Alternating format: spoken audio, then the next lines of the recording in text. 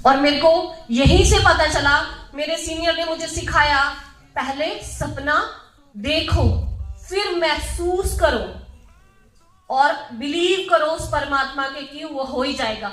ऐसे ही मैंने सोचा कि मुझे ज्वाइन कराओ। डॉक्टर साहब ने एक कंडीशन अप्लाई करी कि आपके पास गाड़ी होनी चाहिए।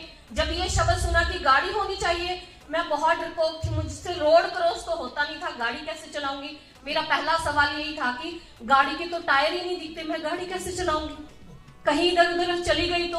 और आज मेरे पास अभी तीसरी गाड़ी है, टाटा नेक्सॉन टॉप मॉडल, और उससे पहले मैंने जेडटीसी रैंक पे ही फोर्ड इकोस्पोर्ट गाड़ी मेंटेन की, मेरी ड्रीम कार थी वो भी। और अभी मेरा आरटीसी एमराल्ड रैंक है, और सिर्फ 3 ही महीने बाकी है, ये महीना तो चला गया।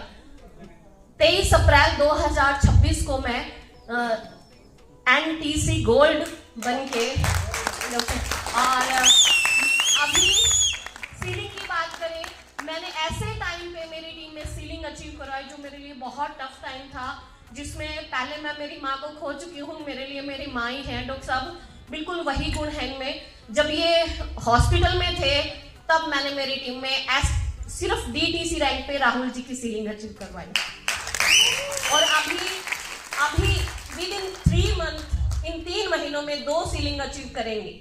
मैं भी और मेरी टीम से भी सीलिंग अचीवर होंगे, ये मेरा पूरा पूरा पूरा विश्वास है।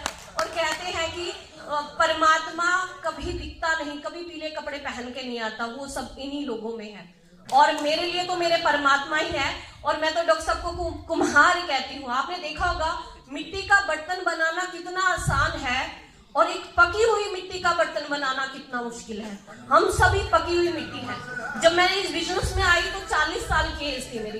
ये 4 साल का सफर है मेरा, जो अभी मैं आरटीसी एमराल्ड हूँ, 4 साल हुए हैं मुझे इस बिजनेस में। और मेरा भी अपना एक एटीट्यूड था, हर किसी में होता है, लेकिन इन लोगों की देखो कितने बड़े क्रिएटर परमात्मा ने हमें बनाया, और इन्होंने फिर से हमें बनाया। आज मैं जो हूं मैं पहले नहीं थी। 2 लोगों के बीच में बोलना मेरे लिए बहुत बड़ी बात थी, आज चाहे 1 लाख लोग हो उनमें भी बोल सकती हूँ।